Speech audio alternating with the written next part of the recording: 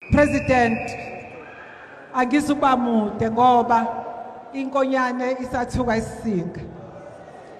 Ngimdala endimeni kodwa ngimusha kulomsebenzi enginikezwe wona. Ukusukuma kwami ngizothi egameni lale provincial task team sizokuthi namhlanje silala sikhona sizobonga umsebenzi owenziwa amavolontiya ethu ngokuthi kube khona izindlu ezivulwayo kulolu suku olubaleke kangaka lokukhumbula utata uMadiba.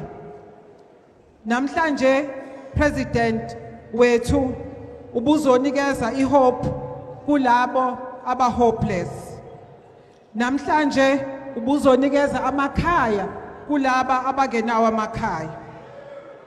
Namhlanje ubuzotshengisa umhlaba wonke ukuthi okuncane onako uyakwazi ukuhlephula nabanye abantu bathole. Okuyinto osifundise yona ukuthi umuntu ngabantu. Wasifundisa futhi ukuthi ilida ngemsebenzi. So namhlanje ubuzokwenza lokho.